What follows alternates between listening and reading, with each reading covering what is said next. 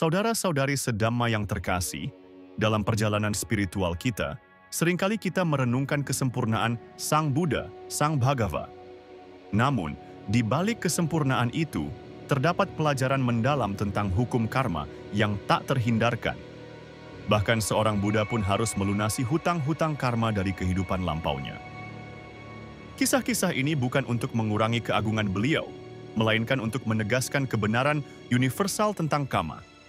Setiap perbuatan, baik atau buruk, pasti akan membuahkan hasil.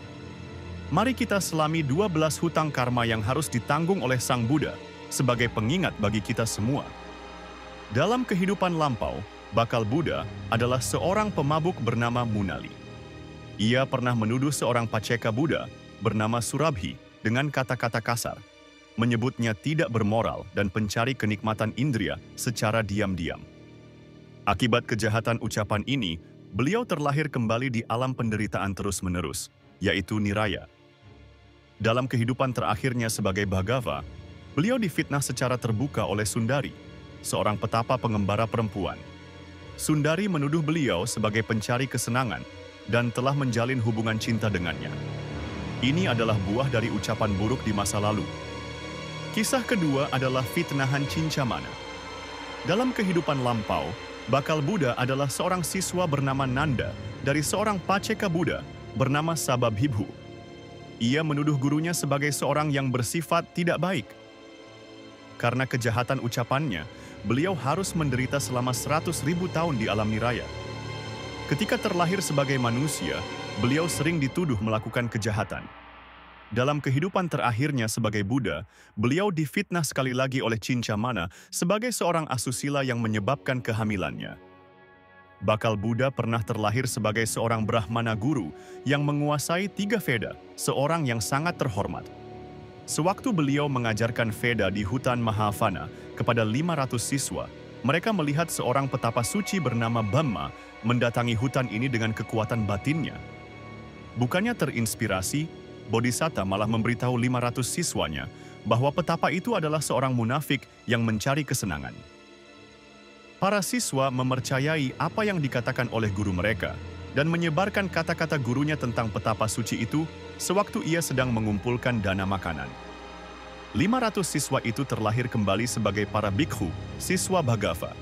Karena fitnah yang mereka lakukan terhadap sang petapa suci dalam kehidupan lampau, mereka dituduh telah membunuh Sundari, si petapa pengembara perempuan. Tuduhan terhadap para siswa Buddha ini juga berarti tuduhan terhadap Bhagava sendiri. Dalam kehidupan lampau, bakal Buddha membunuh adik sepupunya karena iri hati. Ia melemparkan adiknya ke dalam jurang, kemudian melemparnya dengan sebuah batu besar. Karena perbuatan jahat itu, Bhagava dalam kehidupan terakhirnya menjadi korban rencana Devadatta yang hendak membunuhnya. Namun, karena seorang Buddha tidak dapat dibunuh, beliau hanya menderita luka di jari kakinya. Luka ini disebabkan oleh pecahan batu yang dijatuhkan dari atas bukit oleh Devadatta. Ini adalah buah dari tindakan kekerasan di masa lalu. Dalam salah satu kehidupan lampau, bakal Buddha adalah seorang anak nakal. Ketika beliau bertemu dengan seorang paceka Buddha dalam suatu perjalanan, untuk bersenang-senang, beliau melempari pribadi mulia tersebut dengan batu. Karena perbuatan jahat itu, Bhagava pernah diserang oleh sekelompok pemanah yang diutus oleh Devadatta. Kelompok ini bertujuan untuk membunuh Buddha, sebagai akibat dari tindakan kekerasan yang tidak disengaja di masa lalu. Ketika bakal Buddha adalah seorang penunggang gajah, beliau dengan gajahnya menakut-nakuti seorang paceka Buddha yang sedang mengumpulkan dana makanan. Beliau seolah-olah hendak menginjak-injak orang mulia tersebut. Karena perbuatan itu, Bhagava diancam oleh seekor gajah mabuk bernama Nalagiri di Rajagaha. Gajah ini dikirim Devadatta untuk menginjak-injak Bhagava, sebagai buah dari tindakan menakut-nakuti di masa lampau. Dalam salah satu kehidupan lampaunya, Bodhisatta adalah seorang raja. Karena keangkuhannya sebagai raja, ia mengeksekusi seorang narapidana tanpa mempertimbangkan akibat kamma. Ia menusuk orang itu dengan tombak menggunakan tangannya sendiri. Kejahatan itu membawanya ke alam penderitaan terus-menerus selama banyak tahun. Dalam kehidupannya sebagai Bhagava, beliau menerima perawatan atas jari kakinya yang luka, dibedah oleh Jevaka, seorang dokter ahli, untuk menyembuhkannya. Luka ini adalah akibat dari pecahan batu yang dijatuhkan oleh Devadatta.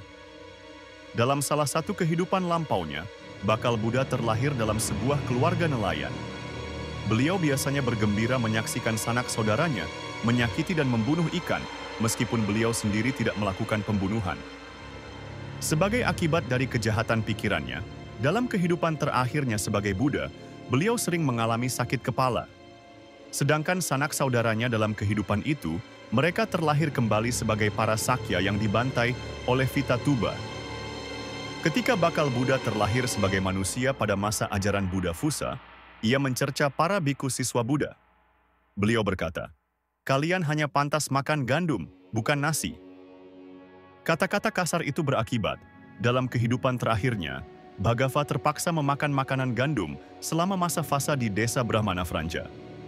Beliau menetap di sana atas undangan Brahmana Franja sebagai buah dari ucapan merendahkan di masa lalu. Pernah bakal Buddha terlahir sebagai seorang petinju bayaran. Saat itu ia memukul punggung lawannya hingga patah. Sebagai akibat dari kejahatan ini, Bhaggava dalam kehidupan terakhirnya sering mengalami sakit punggung. Ini adalah konsekuensi langsung dari tindakan kekerasan yang menyebabkan cedera pada orang lain. Ketika bakal Buddha terlahir sebagai seorang dokter dalam salah satu kehidupan lampaunya, ia dengan sengaja meresepkan obat yang menyebabkan sakit perut. Obat ini diberikan kepada putra seorang kaya yang enggan membayar jasanya. Atas kejahatan itu, Bhaggava dalam kehidupan terakhirnya menderita penyakit disentri yang akut dan berdarah sebelum meninggal dunia. Ini adalah buah dari tindakan yang sengaja menyebabkan penderitaan fisik. Bodhisatta pernah terlahir sebagai seorang Brahmana bernama Jotipala. Ia mengucapkan kata-kata hinaan terhadap Buddha Kassapa dengan berkata, "Bagaimana mungkin bahwa orang gundul ini telah mencapai pencerahan sempurna?" Pencerahan sempurna adalah hal yang sangat jarang terjadi. Kata-kata hinaan ini berakibat tertundanya pencerahan sempurna Bhaggava. Para bodhisatta lainnya mencapai pencerahan sempurna hanya dalam hitungan hari atau bulan. Namun Buddha Gautama harus melewati 6 tahun penuh penderitaan dalam pencariannya. Dari 12 hutang karma Sang Buddha ini, kita dapat memetik pelajaran yang sangat berharga. Pertama, Sang Buddha mengajarkan dan sudah menunjukkan untuk berani menghadapi semua akibat perbuatan yang pernah diperbuat sebelumnya. Mau menghindar pun tidak bisa, lebih baik menghadapi dengan berani. Ini adalah teladan ketabahan dan penerimaan hukum karma. Kedua, karma pada saat tertentu bisa memanfaatkan kondisi yang ada untuk mematangkan buah karma. Contohnya adalah permusuhan Buddha dan Devadatta. Walaupun demikian, Devadatta tidak melakukan pahala dengan memenuhi karma, yaitu melukai kaki Sang Buddha. Malah Devadatta masuk neraka Avici karena perbuatannya ini. Ketiga, jika Sang Buddha hanya membayar 12 karma terakhirnya, berapa banyak karma kita yang masih harus dibayar? Ini adalah pertanyaan yang harus kita renungkan. Berhentilah menanam karma buruk sesegera mungkin. Semoga kisah-kisah ini menginspirasi kita untuk senantiasa berhati-hati dalam setiap ucapan, pikiran, dan perbuatan. Semoga kita semua dapat menanam benih-benih karma baik demi kebahagiaan di kehidupan ini dan kehidupan mendatang. Sadhu, sadhu, sadhu.